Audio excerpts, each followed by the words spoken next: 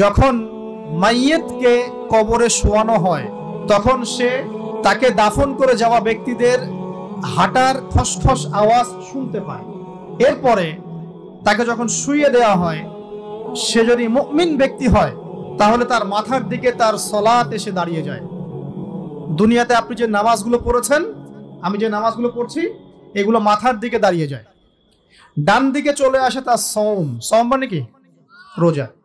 বাম দিকে চলে আসে যাকাত। তারপরে পায়ের দিকে চলে আসবে তার আত্মীয়তার সম্পর্ক রক্ষার ইবাদত, তার এই যে অন্যান্য দান সদকা, তার নফল আমল, তার তাসবিহ তাহলিল, তার কোরআন তেলাওয়াত ইত্যাদি পায়ের দিকে চলে আসবে।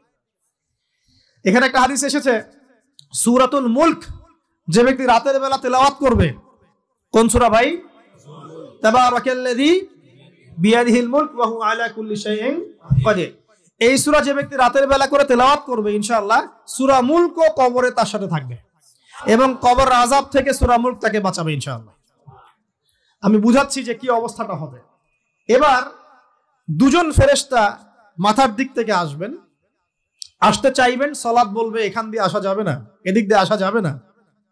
ডান দিক দিয়ে আসতে চাইবেন, এদিক দিয়ে আসা যাবে না।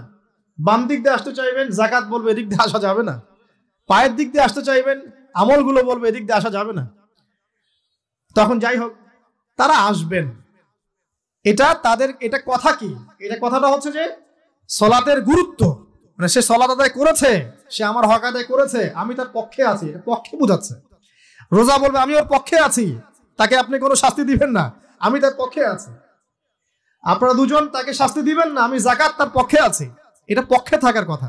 তারপরেও তারা আসবেন, চোখগুলো হবে নীল এবং কালো বর্ণ, নীলাপ চোখের কালো। মুনকার নাকি? উঠে বসিয়ে দেওয়া হবে। এবার তিনটা প্রশ্ন। প্রথমে প্রশ্ন হচ্ছে কি? মান রব্বুক, তোমার রব কে? তখন মুমিন বান্দা বুক ফুলিয়ে বলবে রব্বি আল্লাহ, আমার রব কে? আল্লাহ। পৃথিবীতে যে ব্যক্তি আল্লাহর সাথে শিরিক করে নাই, আল্লাহ তাওহীদের উপর থেকেছে এবং তার উপরে মৃত্যুবরণ করেছে, ইনশাআল্লাহ সে ব্যক্তি এর উত্তর নির্দ্বিধায় দিতে পারবে ইনশাআল্লাহ। আর দুনিয়াতে যে বা যারাই আল্লাহর সাথে শিরিক করবে, আল্লাহর সাথে শিরকের পাপে লিপ্ত হবে, ওই অবস্থায় মারা যাবে, তাওহীদের উপর থাকবে না, কোশ্চিন কালেও মান রব্বুক উত্তর দিতে পারবে না। তারপরে প্রশ্ন হয়ে যাবে মা দীনুক, তোমার দিন কি ছিল? মুমিন বান্দা উত্তর দিবে কি? দিন ইয়াল ইসলাম, আমার দিন ছিল ইসলাম।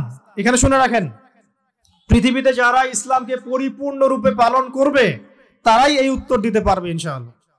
যারা ইসলামকে ঠাট্টা বিদ্রুপের হাসি তামাশার পাত্র বানিয়েছে, মন চাইলে কিছু করি, মন চাইলে কিছু করি না, সহজগুলো একটু আমল করি, বাকি কিছুর আমল ধারি না, হ্যাঁ, নামাজ পড়ি, সুদ ছাড়তে পারি না, ঠিক আছে, বছর বছর উমরা করি, এদিকে ঘুষ দুর্নীতি ছাড়তে পারি না, ইসলামকে ঠাট্টা তামাশার পাত্র বানিয়েছে, এরা কোশ্চিন কালে উত্তর দিতে পারবে না মা দিনুক, দিনে পরিপূর্ণরূপে ইসলামে প্রবেশ করতে বলেছেন আল্লাহ রাব্বুল আলামিন। যারা পরিপূর্ণরূপে ইসলামে প্রবেশ করবে এবং ইসলামের প্রতিটা মৌলিক বিধান মেনে চলবে, ইনশাআল্লাহ তারা এর উত্তর দিতে পারবে। এরপরে আসবে তৃতীয় প্রশ্ন।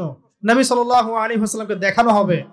যখন দেখানো হবে তখন সূর্য যখন ডুবে যায়, যে দৃশ্যটা আমরা দেখতে পারি না, ওই দৃশ্যটা ভেসে উঠবে এবং মুমিন বান্দা অস্থির হয়ে যাবে, বলবে আমাকে ছেড়ে দাও, আমি নামাজ পড়বো। সুবহানাল্লাহ।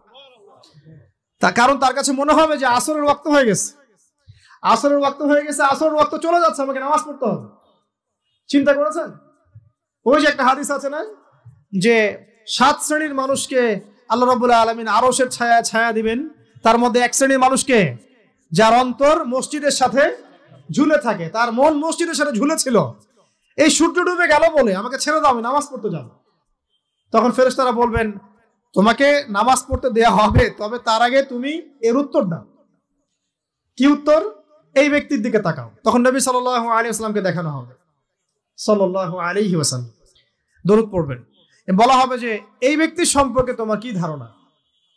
মান হাযা রাজুলু বুইসা ফীকুম, এই ব্যক্তি কে, যাকে তোমাদের কাছে পাঠানো হয়েছিল? মুমিন ব্যক্তি নির্দ্বিধায় বলে দিবে যে তিনি হচ্ছেন আমার নবী মুহাম্মদুর রাসূলুল্লাহ সাল্লাল্লাহু আলাইহি ওয়াসাল্লাম। দেখুন, পৃথিবীতে যে বা যারাই নবী সাল্লাল্লাহু আলাইহি ওয়াসাল্লামের